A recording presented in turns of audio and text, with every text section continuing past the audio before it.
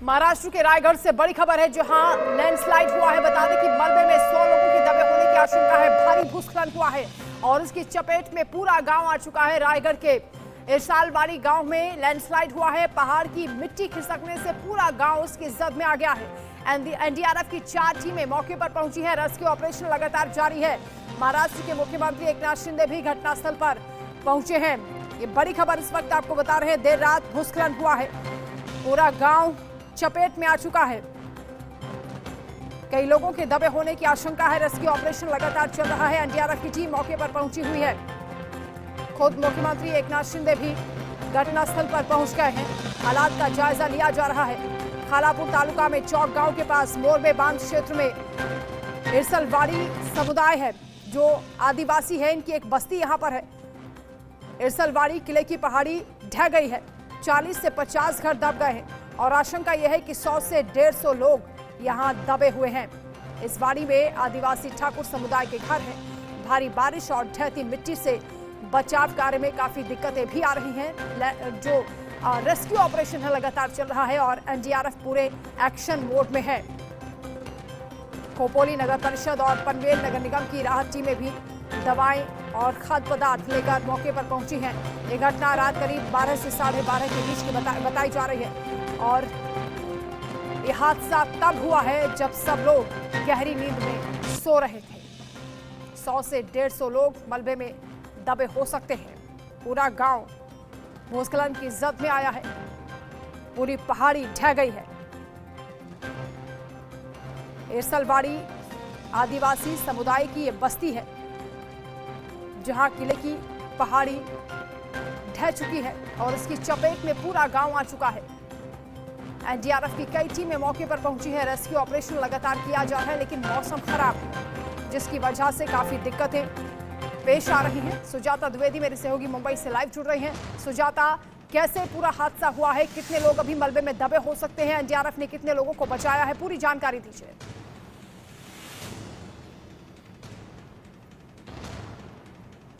सुजाता, आप सुन पा रही हैं?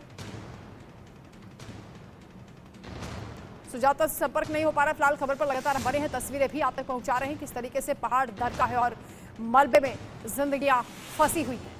रेस्क्यू ऑपरेशन देर रात से ही लगातार चल रहा है। महाराष्ट्र के रायगढ़ में ऑपरेशन जिंदगी चलाया जा रहा है। ये मुहिम सफल करने के लिए एनडीआरएफ की कई टीमें लगातार जुटी हुई हैं, लेकिन मौसम खराब होने की वजह से भी कई दिक्कतें सामने आ रही हैं। भारी भूस्खलन हुआ है, पूरा पहाड़ दरक चुका है और इससे गांव जद में आ गया है। जब लोग गहरी नींद में सोए हुए थे, रात करीब 12 से 12:30 बजे के बीच ये घटना हुई है। जिस वक्त पूरा गांव नींद के आगोश में था, उस वक्त ये हादसा हुआ। सुजाता मेरी सहयोगी एक बार फिर से हमारे साथ जुड़ गई हैं। सुजाता, पूरी जानकारी दीजिए, कैसे पूरी घटना हुई है और कितने लोग अभी दबे हो सकते हैं? रेस्क्यू ऑपरेशन में क्या दिक्कतें आ रही हैं? बिल्कुल, देखिए देर रात बताया जा रहा है कि लगभग 3:45 को ये घटना हुई है विशालगढ़ में, रायगढ़ में, जहां पर एकाएक जब पूरी गांव नींद में थी, तब अचानक से जो है एक लैंडस्लाइड हो जाता है, जमीन नष्ट हो जाता है, जिसके चलते अब तक जो हमें डेटा मिला है उसके हिसाब से 300 लोगों की दबे होने की आशंका है। हालांकि ऑफिशियल्स बता रहे हैं कि 150 तक का आंकड़ा है, जहां पर जो गांव के लोग हैं वो दबे हुए हो सकते हैं और 30 परिवार इसमें उनके जो है मरने की खबर बताई जा रही है। ऐसे में अब तक जो रेस्क्यू ऑपरेशन जारी है और वहां पर एनडीआरएफ की टीमें और साथ ही जो on the spot rescue operation की टीम है वो मौजूद है और इसी के साथ वहां पर जो परिवार वाले हैं, जो सभी लोग हैं, उन्हें निकाला जा रहा है सिग्नल के द्वारा। साथ ही जो है अपनी पूरी इक्विपमेंट्स लगाकर उन्हें निकालने की कोशिश की जा रही है और इसी के साथ जो ऑफिशियल्स है वो बता रहे हैं कि कुछ ही समय में वहां पर जो है और भी मैन पावर पहुंचने वाला है, ताकि जो रेस्क्यू ऑपरेशन का काम है वो और जल्दी से किया जाए और जल्द से जल्द लोगों को उस पूरे मलबे से निकाला जाए। पहले आंकड़े बता रहे थे कि जो है बताया जा रहा है कि 100 से ज्यादा फैमिली उसमें दब चुकी है। 150 तक के लोग जो है अब तक उसमें दबे हुए हैं और अब तक सिर्फ 22 लोग बरामद किए गए हैं। तो ऐसे में जो 22 लोग मिले हैं, उन्हें तो एक तरफ जहाँ ट्रीटमेंट के लिए अस्पताल भेज दिया गया है, वहीं दूसरी तरफ और भी लोगों को उसमें से निकाला जा रहा है। और इसी के साथ मुख्यमंत्री एकनाथ शिंदे भी अब वहां पर कुछ ही समय में पहुंचने वाले हैं पूरे इंसिडेंट का जायजा लेने और साथ ही इसमें क्या कुछ किया जा सकता है उसको देखने के लिए। और साथ ही आपको बता दूं वंदना कि ये घटना देर रात करीब 3:45 से हुई है। कल से ही रायगढ़ में भारी बारिश देखने मिल रही थी, वहां पर बाढ़ जैसे आसार हुए पड़े थे और एकाएक जो है इतनी बड़ी जमीन का जो है इस तरीके से ध्वस्त हो जाना और ये पूरा जो कार्यक्रम है ये आकर गिरता है एक गांव पर, जिस पर 150 लोग देर रात 3:45 को गहरी नींद में सोए हुए थे और एकाएक जो है उन पर ये जमीन गिर जाती है, जिसमें से बताया जा रहा है कि कई सुजाता, लोगों जब की लगातार मृत्यु भी बारिश हुई। होती है तो इस तरह का खतरा बढ़ जाता है। ऐसे में आशंका रहती है कि कोई बड़ी घटना हो सकती है, इसलिए निचले इलाकों को खाली करा लिया जाता है। क्या इस पहाड़ी से लोगों को हटाया नहीं गया? क्या इससे पहले कोई अंदेशा नहीं था, कोई इंडिकेशन नहीं मिला? बिल्कुल, और देखिए यही एनडीआरएफ की टीमें और जो बाकी एसडीआरएफ की टीमें और रेस्क्यू ऑपरेशन की टीमें होती है, उनका काम होता है कि जहाँ जिन जिन जगहों पर ऐसे आसार बने होते हैं कि वहां पर जो है बाढ़ आ सकता है या जमीन ध्वस्ती हो सकती है, तो वहां से पहले ही लोगों को हटा दिया जाता है। लेकिन यहाँ पर एकाएक जो है इस तरीके से जमीन गिर गई और किसी को भी कोई भी आशंका नहीं हुई कि यहाँ पर इतनी कमजोर जमीन है कि जो ऐसे गिर सकती है, जिसके चलते जो है वहां पर कोई रेस्क्यू ऑपरेशन नहीं किया गया। एनडीआरएफ की एक टीम रायगढ़ में कल से ही जो है सरकार ने रखी हुई थी ताकि वहां पर जो कुछ भी लोगों को दिक्कत हो या बारिश के चलते जो कोई असुविधा हो तो उसको ट्रीट किया जा सके। लेकिन इस बार जो है इस पूरे गांव में, इस पूरे इंसिडेंट में, विशालगढ़ में जो है किसी को भी भनक तक नहीं लगी और एकाएक रात को जब भारी बारिश होने लगी, न सिर्फ रायगढ़ में बल्कि आसपास के इलाकों में भी, पालघर और लोनावाला के वहां, उसी के बाद से जो है यहाँ पर ये जमीन गिर जाती है जिससे किसी का पता भी नहीं चलता। और जैसे ही जमीन गिरती है और एकाएक जो है वहां पर टीमें पहुंचती है और अब जाकर वहां पर जो है ये रेस्क्यू ऑपरेशन का काम जारी है। मुख्यमंत्री पहुंच रहे हैं और उदय सामंत और एक जो है इन्हें भेज दिया गया है वहां पर ताकि वो सभी की सुविधा के लिए जो कोई रिसोर्सेज है वो उपलब्ध कराया जा सके और इसी के साथ रेस्क्यू ऑपरेशन जल्द हो और जो मृत्यु का आंकड़ा है, जो लोग मरने के आंकड़े हैं, वो कम हो सके। जी, एनडीआरएफ की कितनी टीमें हैं मौके पर सुजाता, और मुख्यमंत्री ने यहाँ से रवाना होते हुए क्या कहा?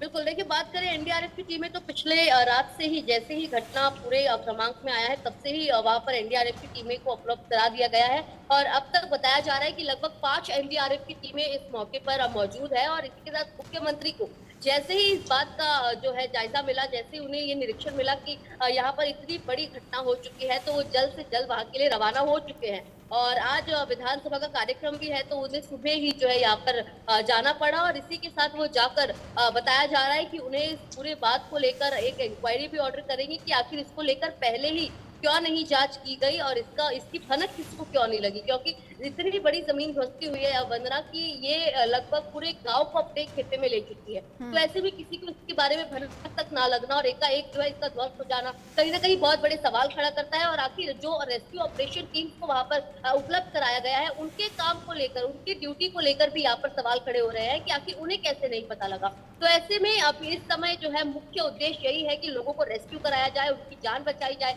जिसके बाद मुख्यमंत्री दूसरी तरफ जाने के बाद और आसार है कि उप मुख्यमंत्री देवेंद्र फडणवीस और दूसरे उप मुख्यमंत्री अजीत पवार भी वहां पर पहुंच सकते हैं कुछ ही समय में। लेकिन इस समय मुख्यमंत्री रवाना हो चुके हैं, कुछ ही समय में वहां पर पहुंचने भी वाले हैं, जिसके बाद हो सकता है कि इंक्वायरी इस पूरे मामले में बिठाई जाए कि आखिर इस जमीनी ध्वस्ती को लेकर वहां से लोगों को पहले क्यों नहीं हटाया गया और क्या इसके बारे में सच में को जानकारी नहीं थी, क्योंकि बहुत बड़ी घटना है। 150 से 200 लोग उस पर फंसे होने की जानकारी बताई जा रही है और इन्हें भी पहले रेस्क्यू किया जाएगा, उसके बाद इन्हें भी जो है आसपास के अस्पताल में भर्ती कराया जाएगा और at the moment on the spot जो है वहां पर मेडिकल ट्रीटमेंट, मेडिकल बिल्कुल सुजाता, बहुत बड़ी घटना है, पूरी पहाड़ी दरक चुकी है और इतना बड़ा भूस्खलन हुआ है कि पूरा गांव उसकी जद में आ गया है। न केवल लोग बल्कि मवेशी भी उसमें दबे होंगे, जो मलबा वहां पर दिखाई दे रहा है। ऐसे में क्या एयरलिफ्ट भी घायलों को किया जा सकता है? क्या ऑपरेशन की तैयारी चल रही है, क्योंकि जिंदगी को बचाना इस वक्त सबसे बड़ी प्राथमिकता है? बिल्कुल, देखिए जैसा आपने बताया भी कि इस समय ऑपरेशन जिंदगी चल रही है, यानी जो लोग इस समय उस मलबे में दबे हैं वो मदद की जो है गुहार लगा रहे हैं, उन्हें बचा लिया जाए, कैसे भी उन्हें जो है सुरक्षित निकाल कर उनको अपने परिवार वालों से मिला दिया जाए। तो ऐसे में हर कोशिश की जा रही है। एक तरफ जहाँ जो विक्टिम लोकेशन ट्रेसर है उसे भेजा गया है, साथ ही डॉग स्क्वाड को वहां पर ले जाया गया है ताकि मलबे में कहीं से कोई भी सिग्नल आता है तो उन्हें जो है वहां पर जल्द से जल्द टीमों को भेजकर वहां पर रेस्क्यू ऑपरेशन किया जाए और इसी के साथ जो लोग हैं उन्हें कैसे भी इस मलबे से निकाला जाए। तो ऐसे में एक तरफ तो उन्हें निकालने की कोशिश की जा रही है, वहीं दूसरी तरफ जिन लोगों को निकाला गया है, जो लोग घायल हैं, उन्हें वहां पर एक तो इमीडिएट मेडिकल एड दिया जा रहा है, वहीं दूसरी तरफ अगर गंभीर चोटें आई हैं तो उन्हें वहां से आसपास के अस्पताल में ले जाया जा रहा है। तो हर मुमकिन प्रयास किया जा रहा है मलबे को जल्द से जल्द हटाकर जो लोग दबे हैं उन्हें निकाला जाए, और इसी के साथ जो है इस ऑपरेशन को सक्सेसफुली जो है सफल कर वहां से लोगों को निकालना, बस यही उद्देश्य के साथ इस मिशन को किया जा रहा है। जी सुजाता, क्योंकि 22 लोगों को यहाँ से रिकवर किया गया है, क्या उनकी ओर से कोई जानकारी मिल पाई है? क्योंकि हालांकि वो भी घायल अवस्था में होंगे। साथ ही ये भी बताइए कि एनडीआरएफ की टीमों को किस वक्त इंफॉर्मेशन मिली? आपने बताया 3:45 पर एक घटना हुई, कितनी देरी से यहाँ पर टीमें पहुंची?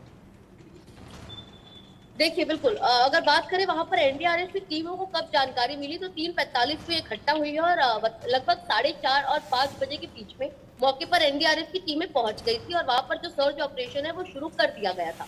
लेकिन अब जो 28 लोग रेस्क्यू हुए हैं, सुबह 4:30 बजे से ये रेस्क्यू ऑपरेशन जारी है, और बारिश इतनी हो रही है और मलबा इतना बड़ा है कि उसमें से लोगों को निकालने में काफी दिक्कत हो रही है, क्योंकि न सिर्फ जमीन बल्कि उसमें पेड़ और आसपास के जो घर थे वो सब ध्वस्त हो चुके हैं। तो ऐसे में उस समय वहां से लोगों को निकालने में दिक्कत तो हो रही है, लेकिन इसी के साथ अब तक जो 28 लोग उसमें से निकालकर उन्हें मेडिकल ट्रीटमेंट के लिए अस्पताल भेज दिया बिल्कुल गया है। सुजाता, इस वक्त हम तस्वीरें दिखा रहे हैं, मुख्यमंत्री एकनाथ शिंदे मौके पर पहुंच गए हैं, घटनास्थल का मुआयना कर रहे हैं। बहुत बड़ी घटना हुई है और दुखद हादसा हुआ है, पूरा गांव भूस्खलन की चपेट में आ गया है, अचानक से पूरी पहाड़ी दरक चुकी है, और इतना भयावह ये मंजर देखकर हर कोई हैरान है, परेशान है, चिंतित है। इतनी बड़ी घटना अचानक से कैसे हो गई? पहले से किसी को कोई अंदेशा नहीं हुआ, किसी तरह की कोई किसी को हिंट नहीं मिली, ये अपने आप में कई सवाल उठ रहे हैं। रेस्क्यू ऑपरेशन हालांकि मौके पर चल रहा है, तमाम कैबिनेट मंत्री पहले से ही मौके पर पहुंचे हुए हैं, वही मुख्यमंत्री एकनाथ शिंदे भी मौके पर पहुंच गए हैं और पूरे हालात का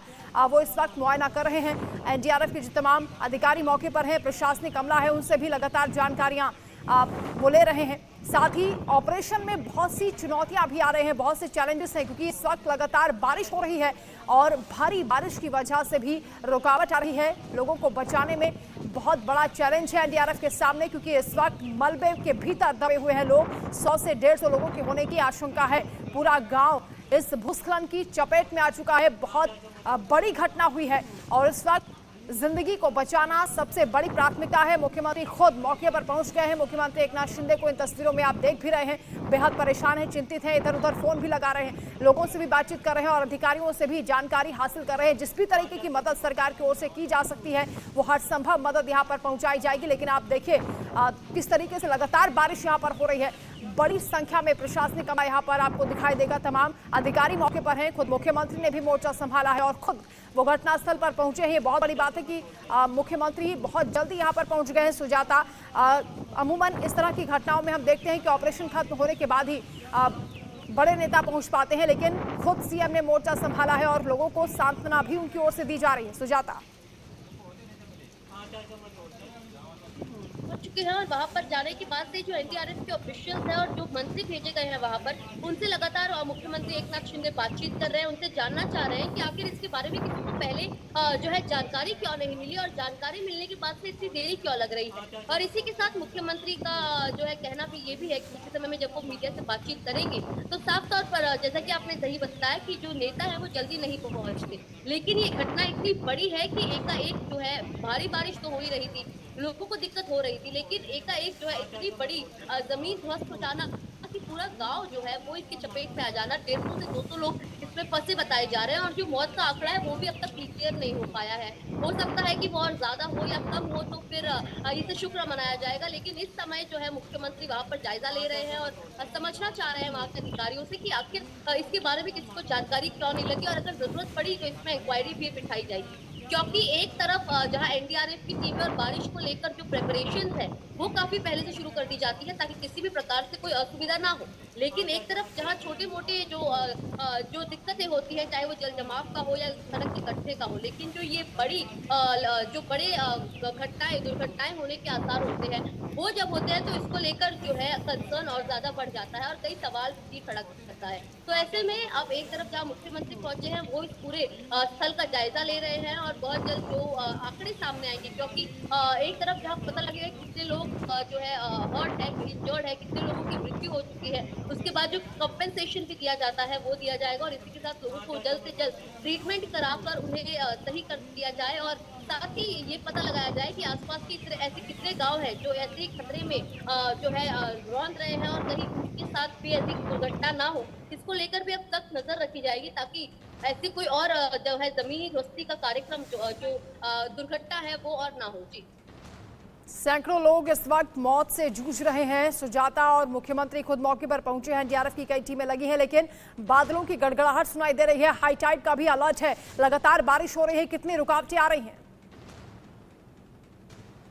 बिल्कुल, और देखिए लगातार बारिश ही एक कारण है कि अब तक ये जो पूरे रेस्क्यू ऑपरेशन है इतने धीरे की जा रही है।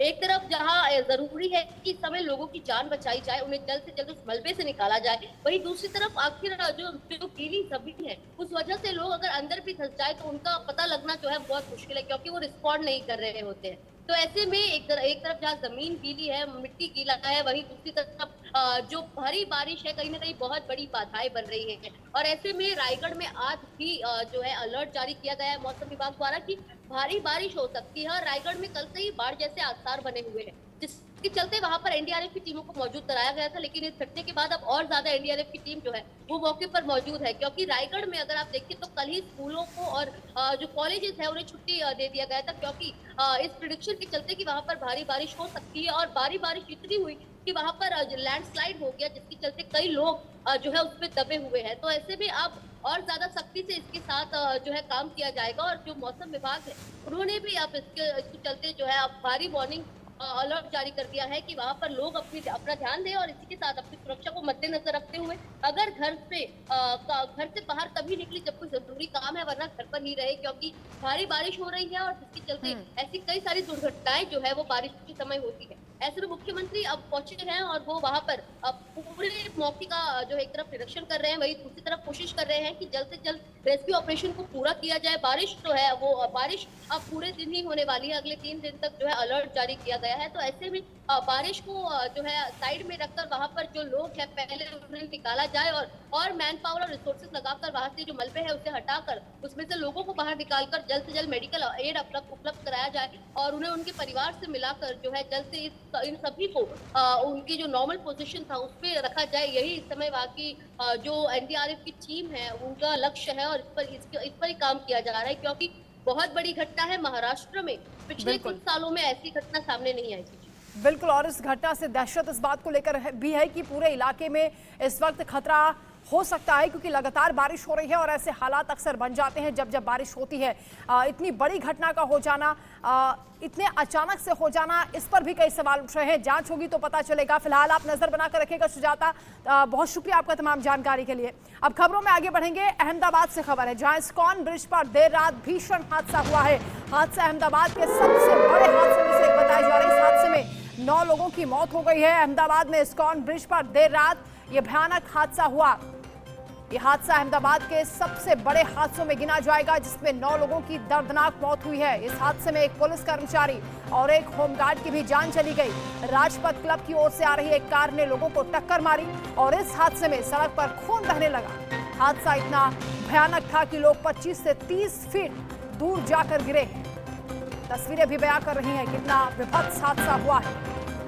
गाड़ियों के परखच्चे उड़ गए। जो लोग इस हादसे को देख रहे थे वो भी हादसे का शिकार हो गए क्योंकि एक जगुआर बहुत स्पीड से आ रही थी। बताया जा रहा है कि 160 किलोमीटर प्रति घंटे की रफ्तार से गाड़ी आई और जो लोग इस हादसे को देख रहे थे वो भी इस हादसे में शिकार हो गए। उन्हें भी गाड़ी ने कुचल दिया। राजपथ क्लब की ओर से आ रही थी गाड़ी और उसके बाद ये बड़ा हादसा हुआ है। किस तरह से गाड़ियों के परखच्चे उड़ गए हैं, क्षतिग्रस्त हो गई हैं। अगला हिस्सा आपको दिखाई देगा पूरी तरह से नष्ट हो चुका है और जो लोग इन गाड़ियों में सवार थे उनकी क्या दुर्दशा हुई होगी आप अंदाजा आसानी से लगा सकते हैं। ये तस्वीरें देर रात की हैं। मौके पर भारी भीड़ इकट्ठा हो गई। लोगों ने मदद करने की कोशिश की। प्रशासनिक अमला भी मौके पर पहुंचा। घायलों को अस्पताल पहुंचाया गया लेकिन मौत का तांडव अहमदाबाद की सड़क पर देर रात देखा गया।